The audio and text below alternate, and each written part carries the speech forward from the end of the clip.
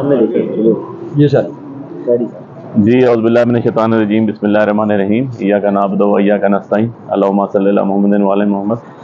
جیسا کہ آپ کو پتہ ہے جی کہ کل ہم نے جو ٹریبونل بنایا تھا NA48 کے حوالے سے الیکشن ٹریبونل الیکشن کمیشن نے جو ریٹائرڈ جج کے حوالے سے اس کو چیلنج کیا تھا، اور آج آنریبل اسلام آباد ہائی کورٹ نے چیف جسٹس صاحب نے جو ہے ٹریبونل کو جو ہے وہ کام کرنے سے روک دیا، کیونکہ ہماری اس کے اندر اپریہنشنس تھیں بہت زیادہ، اور بہت سے ایسے اسپیکٹس تھے جو ECP نے الیکشن کمیشن آف پاکستان نے جو آرڈر کیے تھے وہ آرڈر لا کے مطابق نہیں تھے، باعث تھے، اور اس کے اندر سے بہت سے اور چیزیں تھیں جو نمایاں تھیں، جس کے بعد ہم نے جو ہے وہ ریٹ پٹیشن فائل کی اسلام آباد ہائی کورٹ میں کل، جو آج فکس ہوئی آنریبل چیف جسٹس صاحب کے پاس، اور انہوں نے جو ریٹائرڈ جج عبدالشکور پراچا صاحب کا ٹریبونل تھا NA48 اسلام آباد کے حوالے سے میری الیکشن پٹیشن کے اوپر اس کو کام کرنے سے روک دیا اور حکم امتناعی جاری کر دیا.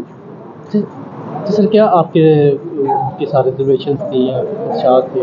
دیکھیں، سب سے پہلی بات تو یہ ہے کہ یہ against the spirit of law ہے. آپ کو پتہ ہے کہ یہ جو جعلی حکومت بیٹھی ہوئی ہے فارم 47 کی پیداوار، انہوں نے خود 2023 کے اندر جب یہ کیئر ٹیکر سیٹ اپ کے اندر آئے اور ایکٹ میں امینڈمنٹس کی انہوں نے، تو اس کے اندر امینڈمنٹ کی تھی کہ ریٹائر جج کی جگہ حاضر سروس جج جو آپ کا سٹنگ جج ہوگا وہ پریزائڈنگ آفیسر ہوگا ایز الیکشن کمیشن کے ٹریبونل کے حوالے سے وہ کرے گا، جس پہ ٹریبونل بنے سارے پاکستان میں بنے. اور لیکن اسلام آباد وہ واحد علاقہ ہے جہاں سب سے پہلے اپلیکیشن دی گئی کہ جی جو ریٹرن کینڈیڈیٹ انہوں نے جعلی بنائے ان کی طرف سے کہ جی ان کو ہٹایا جائے. اور وجہ اس میں کیا لکھی گئی تھی؟ وجہ یہ لکھی گئی تھی کہ یہ بہت جلدی کر رہے ہیں فیصلے، ان کا جو ہے بہت جلدی ٹرائل کمپائل کر رہے ہیں. اس کے اوپر جو ہے ECP نے جب ٹرانسفر کے لیے اپلیکیشن ECP میں گئی اور ECP نے ٹرانسفر کیا، ہم نے اس ٹائم بھی چیلنج کیا تھا کہ جی یہ تو لا نہیں ہے. اور آپ کو پتہ ہے پینڈنسی کے دوران، اس ریٹ پٹیشن کی پینڈنسی کے دوران جو ہے وہ آرڈیننس آ گیا کہ جی ریٹائر جج ہوگا. پھر جب وہ آرڈیننس ہے ہم نے اس آرڈیننس کو چیلنج کیا اور اس میں یہ پلی دی تھی کہ ریٹروسپیکٹیو افیکٹ نہیں ہو سکتا، یہ ہوگا بھی تو آگے ایگزیکیوٹ ہوگا، آگے امپلیمنٹ ہوگا، ان کیسز پہ نہیں ہو سکتا. ان کو پھر ایکٹ لانا پڑا، اور ایکٹ میں انہوں نے ریٹروسپیکٹیو افیکٹ کو بھی انہوں نے کور کرنے کی کوشش کی، جس کو ہم نے دوبارہ چیلنج کیا.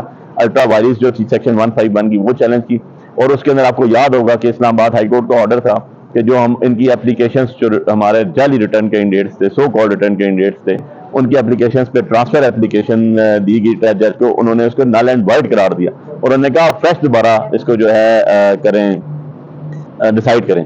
اور جب فریش دوبارہ ڈیسائیڈ کیا گیا تو انہوں نے دوبارہ اسی شخص کے بعد بھیج دیا.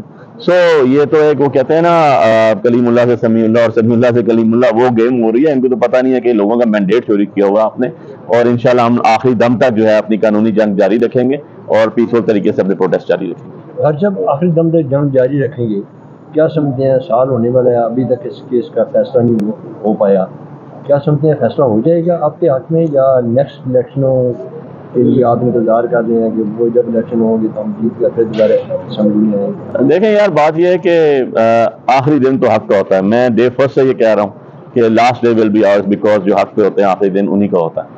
یہ تو بات انکار والی ہے ہی نہیں کہ اللہ کی ذات کا یہ فرمان ہے، اللہ اور اس کے رسول نے یہ بار بار کوٹ کیا ہے ہر جگہ کہ آخری دن جو ہے وہ حق کا ہوگا.